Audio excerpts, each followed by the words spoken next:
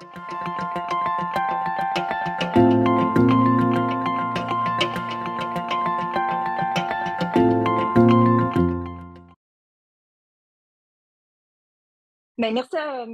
d'être présent. Aujourd'hui, on va vous parler, Audrey puis moi, de la communication de la douleur et de l'empathie. Et on s'est fait une petite diapo de plus pour parler de nous. Donc, c'est ça, on est deux étudiantes au doctorat en psychologie dans le même laboratoire, donc sous la supervision du professeur Philippe Jackson à l'Université Laval. Puis, c'est ça, on s'intéresse dans notre laboratoire principalement sur l'empathie pour la douleur. Moi, dans le cadre de ma thèse, je m'intéresse principalement sur l'expression faciale de la douleur. Donc, comment qu'on exprime la douleur quand on est en colère, quand on a peur, quand on est triste. Donc, c'est dans ces types de situations-là. Tandis que Audrey s'intéresse vraiment à tous les comportements non-verbaux qu'on peut associer avec l'empathie. Donc, c'est quoi les comportements qui vont nous permettre de dire que, par exemple, notre professionnel est empathique ou pas. Et c'est ça, quelques faits amusants sur nous qu'on va réutiliser là, durant la présentation. C'est que dans mon cas, j'aime beaucoup les chats et je crois que j'ai lu beaucoup trop d'études sur les chats. Tandis que Audrey, elle aime beaucoup expérimenter en cuisine. Malgré sa maladresse, elle fait très bien la cuisine. Donc, on va utiliser ces petits faits-là là, durant la présentation, vous allez voir. Également, durant la présentation, on va essayer d'un peu démystifier certains mythes sur la communication de la douleur et de l'empathie. Donc, pour la douleur, on va essayer de savoir s'il existe une expression faciale de douleur, si les chats peuvent exprimer leur douleur sur leur visage, si les cellulaires peuvent détecter la douleur. Et pour l'empathie, on va essayer de savoir si l'empathie, c'est de pleurer avec la personne qui pleure, si les femmes sont plus empathiques que les hommes, et si un bon clinicien reste neutre face à la douleur de ses patients. Donc, on va revenir sur ces énoncés-là au fur et à mesure de la présentation. Pour commencer, on va commencer par, c'est ça la base, en faisant un petit rappel sur qu'est-ce qu'on entend par la douleur. Donc ici, je vous ai mis à l'écran vraiment la définition qu'on utilise majoritairement en recherche et à l'international sur qu'est-ce qu'on entend par la douleur. Mais je vais essayer de vous décortiquer cette définition-là en quatre grands morceaux, quatre grandes composantes qui décrivent qu'est-ce que la douleur. Donc, la première composante, c'est l'aspect nociceptif. Donc, la douleur, c'est effectivement des signaux électriques qui sont envoyés à travers notre corps. Donc, on a comme un peu des récepteurs spécialisés, des interrupteurs à travers le corps qui nous permettent de détecter la douleur. Donc, ça, c'est la composante nociceptive de la douleur. Il y a aussi l'aspect sensoriel. Donc, la douleur, on est capable de l'identifier où sur notre corps et à quelle intensité, un peu comme un signal lumineux là, qui va indiquer où est-ce qu'on a mal. Il y a aussi un aspect affectif. Donc, la douleur, c'est quelque chose qui est désagréable de façon inhérente. Puis, il y a d'autres émotions qui vont venir aussi teinter notre douleur et la moduler. Et finalement, il y a la composante qu'on dit cognitivo-comportementale. Donc, ça, c'est toutes les pensées qui sont associées avec la douleur, qui vont, par exemple, l'amplifier ou la diminuer, la douleur. Puis également les comportements. Donc, on va par exemple, agir d'éviter le stimulus qui nous a fait mal. Donc, ça, c'est toutes les pensées et comportements. Donc, ces quatre composantes-là de la douleur, ils agissent de façon indépendante, mais sont interreliées. C'est ça qui va faire émerger l'expérience de douleur. Donc, chaque expérience de douleur ne comprend pas toutes ces composantes-là en même temps, mais vont en faire interagir quelques-unes à la fois. D'autres aspects importants avec la douleur, c'est qu'il faut comprendre, c'est bien sûr une expérience qui est personnelle, qui est subjective. Donc, c'est quelque chose qui est bien réel, mais qui est vécu à l'intérieur de la personne. Aussi, la douleur n'égale pas la nociception nécessairement. Donc, ça permet de faire la distinction de deux types de douleurs. La douleur qu'on dit aiguë, donc celle qu'on ressent quand nos nerfs ils lancent un message à partir de tissus blessés, donc qui comprend nécessairement la nociception. Et la douleur qu'on dit chronique, donc elle qui est récurrente, qui est persistante, qui dure au moins 3 mois, qui ne comprend pas nécessairement la nociception, mais qui vont comprendre au moins des 3 autres composantes que je vous ai présentées. Donc, une mise en garde pour les données qu'on va présenter pour le reste de la présentation, c'est des données qui émergent principalement de la recherche sur la douleur aiguë.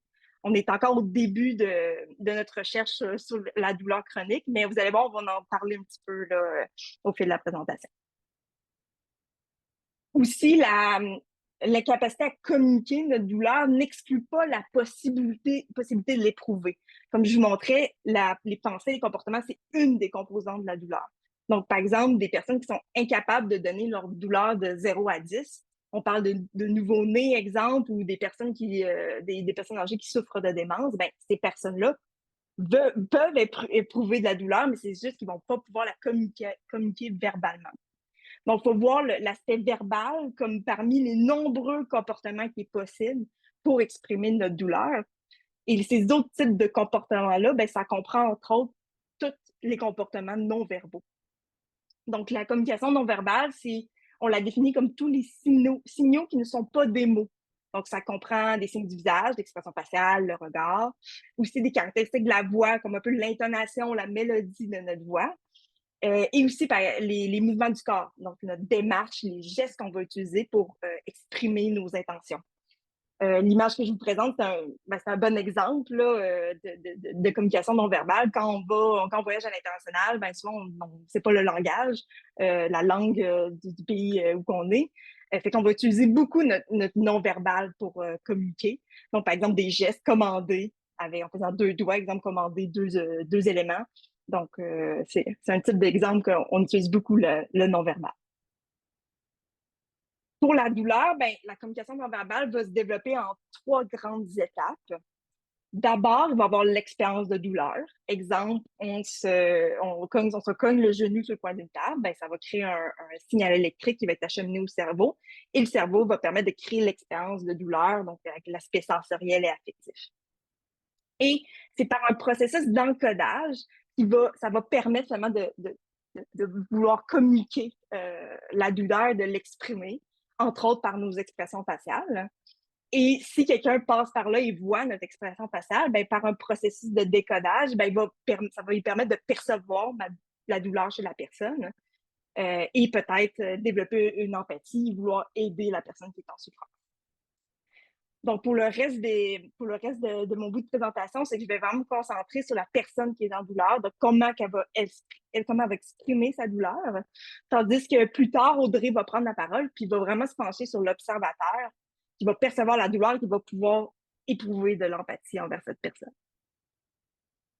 Donc, un des comportements non-verbaux qui est le plus étudié pour la douleur, c'est son expression faciale. Donc, les chercheurs, on a développé un outil, une espèce de dictionnaire pour pouvoir décrire les expressions faciales.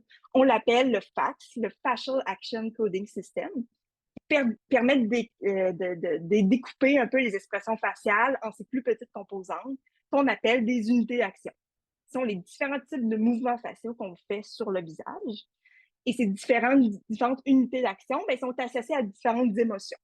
Exemple, l'unité d'action 5, qui est l'ouverture des yeux, on peut l'associer avec la peur. Unité d'action 9, qui est le froncement au-dessus du nez, ben, on peut l'associer à la douleur, mais également au dégoût. On en a recensé à peu près une quarantaine là, au total. Pour la douleur, on a identifié depuis 30, 40 dernières années qu'on fait de la recherche les principales unités d'action qui sont activées quand il y a de la douleur. Donc, les voici. Il y a le froncement des sourcils, la contraction des muscles autour des yeux et remontée de la lèvre supérieure et plissement du nez. Les recherches ont même montré que ces différentes unités d'action-là seraient associées à certaines composantes de la douleur. Donc, par exemple, froncement des sourcils et remontée de la lèvre supérieure et plissement du nez serait plus associé à l'aspect affectif de la douleur, le désagrément qu'on ressent, tandis que la contraction des muscles autour des yeux serait plus associée à l'aspect sensoriel de la douleur, donc l'intensité de notre douleur. On a aussi recensé des unités d'action qu'on associe plus à la douleur clinique, donc on pense à quand il y a des tissus blessés, donc une douleur à l'épaule, une douleur au bas du dos, exemple. Donc, ces unités d'action-là sont la fermeture des yeux et l'ouverture de la bouche. Par exemple, pour l'ouverture de la bouche, on pourrait l'expliquer par les vocalisations qui est associée avec la douleur. Donc, les « ouch », j'ai mal, donc ça demande de l'ouverture de la bouche, puis c'est pour ça qu'on l'associe avec l'expression faciale de douleur. Donc, un peu comme les composants de la douleur, c'est des unités d'action qui agissent de façon indépendante, qui ne sont pas tout le temps activées à toutes les expériences de douleur. On va recenser plus des sous-ensembles à chacune des types d'expériences de douleur. Un de ces sous-ensembles-là serait, par exemple, contraction des muscles autour des yeux et ouverture de la bouche. Ou un autre exemple, ce serait juste le haut du visage, avec froncement des sourcils puis la contraction des muscles autour des yeux. Puis on activerait ces différents sous-ensembles-là selon différents facteurs. Par exemple, le contexte. Est-ce qu'il y a une autre personne qui me regarde, par exemple, avoir mal? Ou la culture, exemple. Donc, certaines cultures, on veut peut-être plus inhiber notre expression de douleur. Il y en a d'autres plus. Donc, ces différents facteurs-là vont venir moduler quelles unités d'action sont activées. Si je reviens à l'énoncé tout à l'heure que je présentais, est-ce qu'il existe une expression faciale de douleur? Ben, la réponse est oui. C'est sûr qu'elle va être différente à chaque expérience de douleur, mais on ressent quand même une espèce de noyau dur d'unité d'action qui est associée avec la douleur. Et cette expression faciale-là est même retrouvée chez le chat. Donc, ici, je vous montre à gauche l'image des différentes unités d'action qu'on retrouve chez le visage du chat, là, qui est quand même différente du nôtre. Et à droite, on retrouve un peu l'échelle globale de douleur qui a été développée. Puis, c'est une recherche qu'on peut en être fier parce qu'elle a été développée au Québec, donc à la Faculté de médecine vétérinaire de l'Université de Montréal. Ici, je vous ai mis le site web, là, si vous voulez avoir plus de détails. Ils ont même créé une application qui nous permet de codifier manuellement l'expression de notre chat pour évaluer sa douleur. Donc, c'est un outil qui est très intéressant, surtout que pour le chat, c'est sûr qu'on n'a pas de communication verbale qui peut nous dire s'ils ont mal, mais on peut utiliser ce type d'échelle-là pour évaluer leur douleur. Et oui, donc si je reviens à mon énoncé que je disais tout à l'heure, est-ce que les chats peuvent exprimer la douleur sur leur visage? Oui, donc l'expression faciale de douleur, elle traverse même les différentes espèces. Avec la montée de l'intelligence artificielle, ben, on a développé des algorithmes de reconnaissance de douleur qui se basent sur des expressions faciales. Ici, je vous donne un exemple qui a été commercialisé au Canada qui s'appelle PingCheck, là, qui est utilisé dans différents contextes de soins. Donc, comment ça fonctionne? C'est qu'on prend avec notre cellulaire une photo du visage de la personne qui a mal. Et avec notre cellulaire, ça permet de détecter différents points sur son visage. Et l'algorithme va faire la traduction de ces points-là vers des mouvements faciaux qu'il va lister dans l'application. Puis on va pouvoir voir est-ce que le téléphone cellulaire a permis de détecter tel mouvement ou tel autre mouvement sur le visage de la personne et donner une évaluation de peut-être comment la personne a eu mal. C'est sûr que c'est très intéressant comme outil, très simple, mais il y a plusieurs limites. Entre autres, savoir quelles données ont été utilisées pour créer ces algorithmes-là. Il faut savoir que dans les bases de données actuelles d'images, d'expressions faciales de douleur, ben, c'est beaucoup des images de personnes qui ont des douleurs, qui ont une douleur aiguë, donc par exemple des stimulations qu'on fait en laboratoire. Que peut-être ne sont pas représentatives de qu'est-ce qu'on retrouve, qu'est-ce qu'on va utiliser, par exemple, avec l'application en vraie vie dans des contextes de soins, par exemple pour des douleurs cliniques ou aiguës. Donc, ça rajoute il y a un biais qui existe avec ces algorithmes-là, puis aussi un risque à son utilisation, dans le sens que ça nous donne une réponse très claire, peut-être une mesure quantitative de comment la personne a mal, mais comme je vous ai montré tout à l'heure, la douleur est un phénomène extrêmement complexe avec plusieurs composantes. Puis malheureusement, cet algorithme-là mesure qu'un seul comportement non verbal associé avec la douleur. Donc, ça reste limité sur qu'est-ce qu'on mesure de l'ensemble du phénomène de la douleur. Donc, pour revenir à mon énoncé tout à l'heure, est-ce que les cellulaires peuvent détecter la douleur? Non. Elles peuvent nous aider à détecter les mouvements faciaux qui sont associés avec la douleur, mais ça reste limité pour mesurer l'ensemble du phénomène de la douleur. Et oui, on retrouve même ces algorithmes-là pour les chats. Donc, j'ai pas trouvé d'exemple d'algorithme commercial là, qui a été développé pour détecter la douleur chez les chats. Mais ici, je vous montre une étude très récente là, qui en a développé une, qui montre quand même un taux de reconnaissance de 77 là, des expressions faciales de douleur chez le chat. Donc, ça devrait arriver sous peu.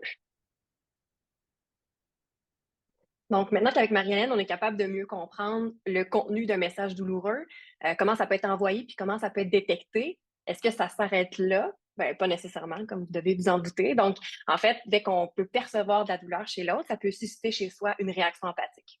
Donc, c'est que je vais vous présenter un peu comment la communication de l'empathie peut se dérouler. En fait, elle va se réaliser par l'entremise de 4 étapes distinctes qui peuvent se répéter au fil de l'interaction. Donc, à la gauche, on a la personne qui est en douleur, qui peut exprimer différents signaux émotionnels comme sa douleur par son expression faciale.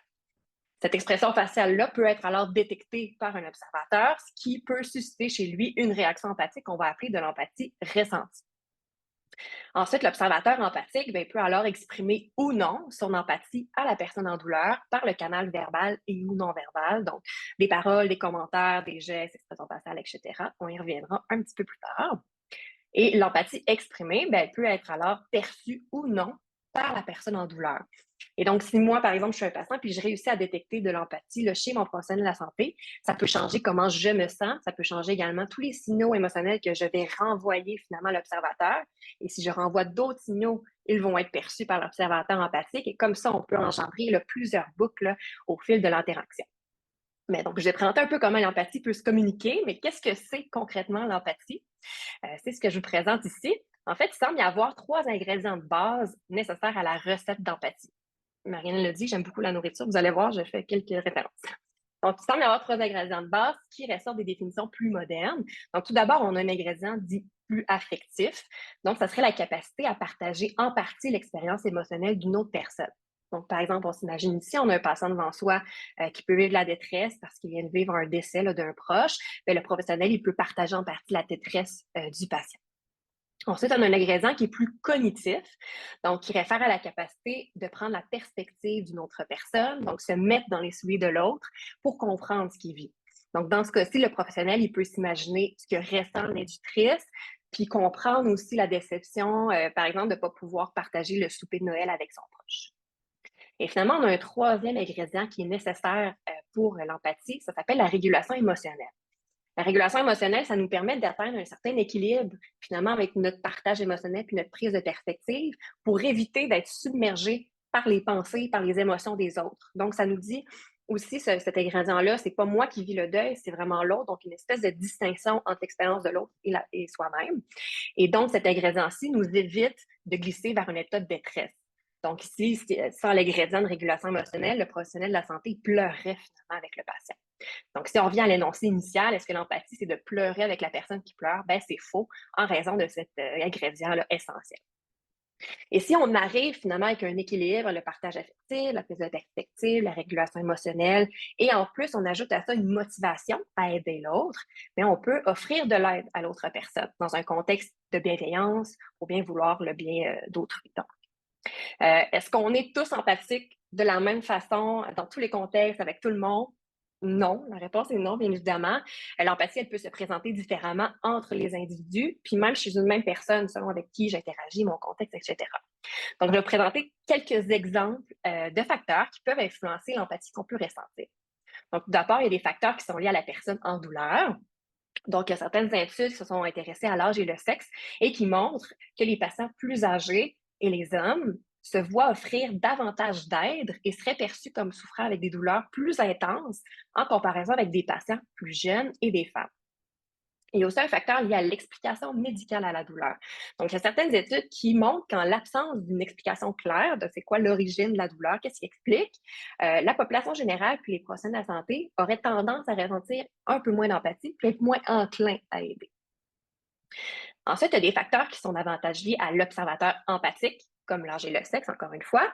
Des études qui montrent, par exemple, que les adolescents auraient la capacité d'être pleinement empathiques, mais leur tendance à l'utiliser dans le quotidien serait beaucoup plus influencée par des facteurs motivationnels, des facteurs sociaux que des adultes, par exemple. Pour le sexe, même s'il y a quand même des résultats contradictoires dans les études selon les mesures utilisées, etc., on voit quand même que les femmes, de manière générale, ont tendance à être un peu plus empathiques que les hommes, surtout quand on s'attarde à l'ingrédient affectif du partage émotionnel. Donc, si on revient à l'énoncé de base, est-ce que les femmes sont plus empathiques que les hommes? Bon, on dirait que de manière générale, oui.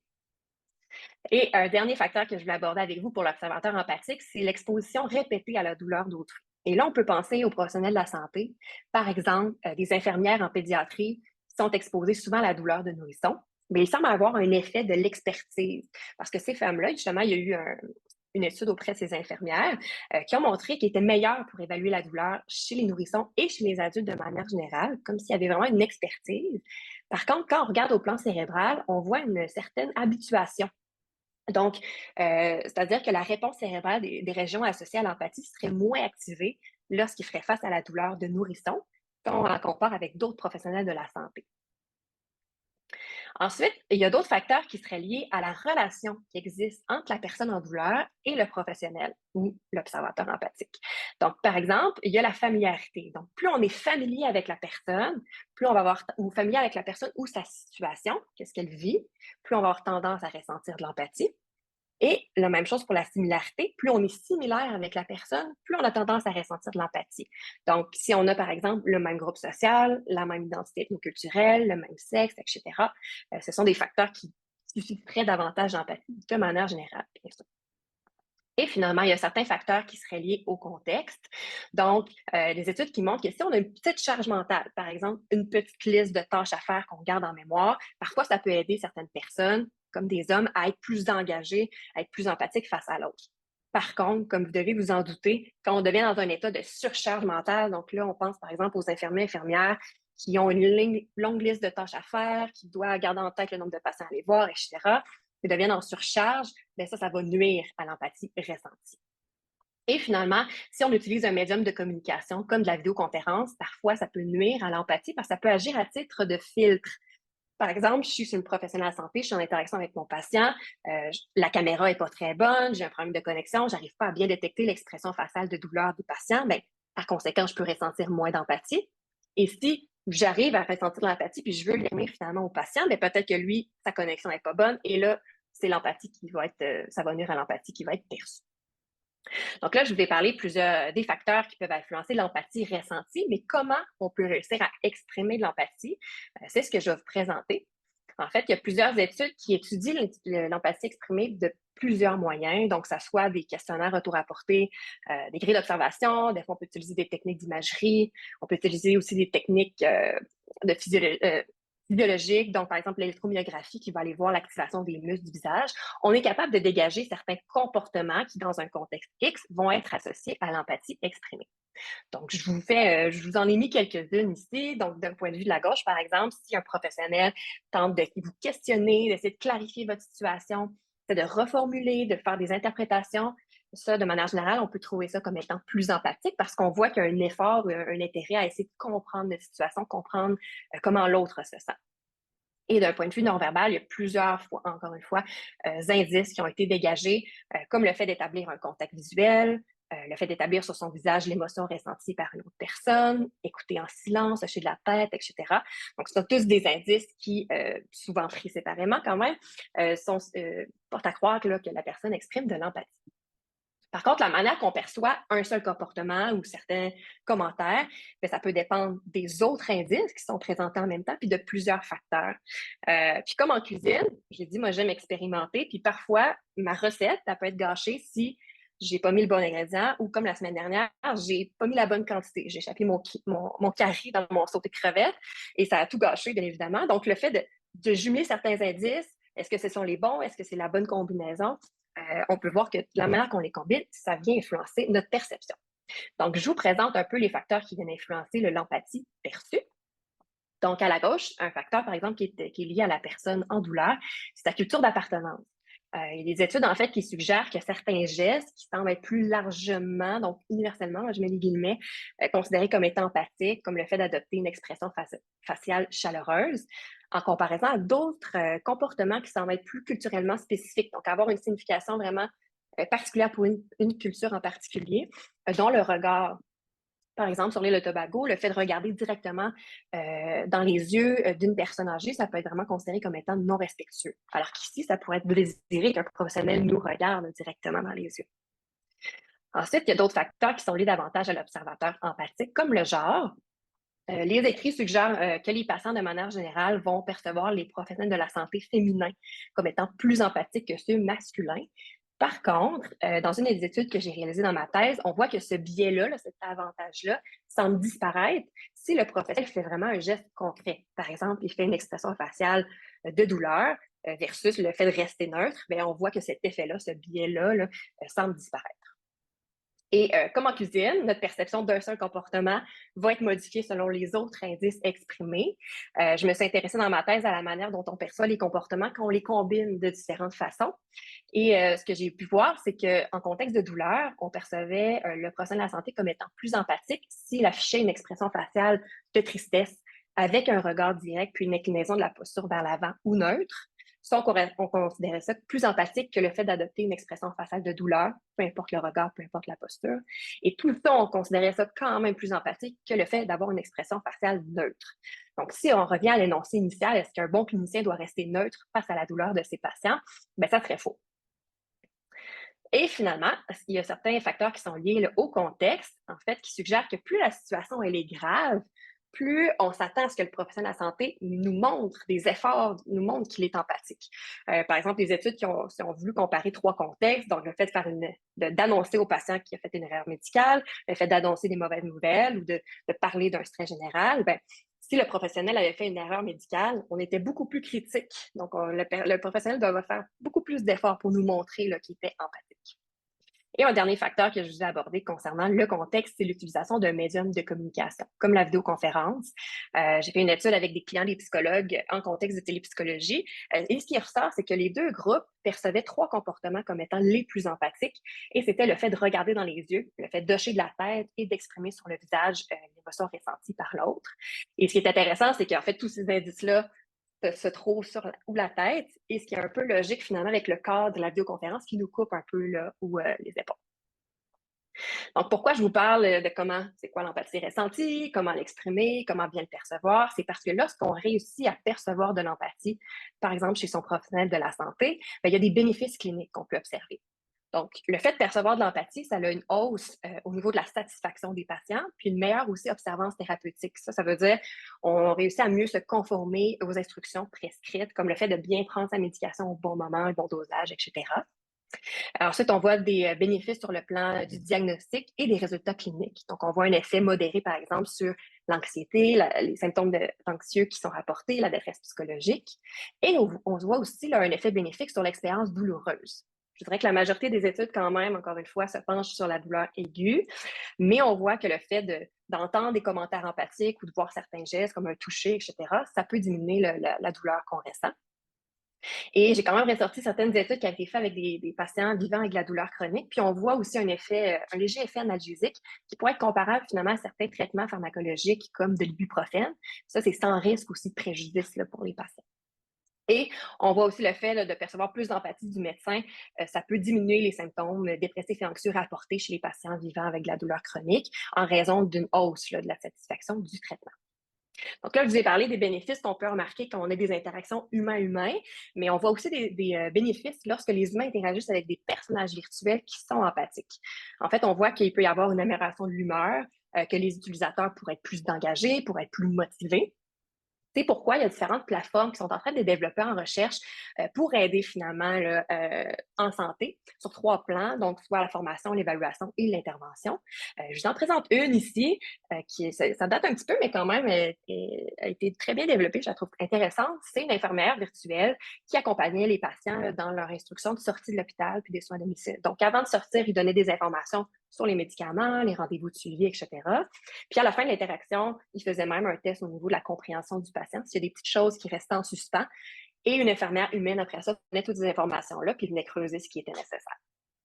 Par contre, juste pour vous avertir, différents trucs sont en développement, c'est surtout en recherche. C'est encore une utilisation très marginale, mais ça se développe très rapidement. Là, juste au cours de mon doctorat, j'ai vu énormément de plateformes sortir. Et en ce moment, ça vise quand même principalement à soutenir les patients puis les cliniciens dans des tâches très spécifiques, plus comme une aide complémentaire. Donc, si on fait un bref résumé de tout ce qu'on a essayé d'aborder aujourd'hui concernant la communication de la douleur et de l'empathie, on peut dire que c'est quand même très complexe parce que ça implique de nombreuses étapes qui vont se dérouler souvent très, très rapidement. Elle est modulable parce que, comme je vous ai dit, il y a énormément de filtres d'informations, de caractéristiques propres à la personne en douleur, l'observateur empathique, leur relation, le contexte qui peut venir influencer comment la douleur et l'empathie peuvent être communiquées. Et cette communication, elle est dynamique et continue parce que on peut arriver à avoir une première interaction. Donc, j'exprime ma douleur, le professionnel ne le perçoit pas tant bien, il n'exprime pas beaucoup d'empathie, ben c'est pas terminé. Hein? Je peux réajuster tous les signaux que je lui envoie, le professionnel s'ajuste aussi à moi, puis essaie d'arriver finalement à une bonne recette. C'est un peu ça le but, c'est se donner la chance finalement de faire plusieurs interactions, plusieurs boucles pour trouver un arrimage satisfaisant là, pour le patient là, avec le professionnel. Donc, c'est surtout une question d'ajustement au fil des interactions. Donc, avant de terminer, je voudrais remercier notre directeur de laboratoire, Philippe Jackson, et tous les membres du laboratoire, ainsi que nos centres de recherche et organismes subventionnaires. Merci beaucoup.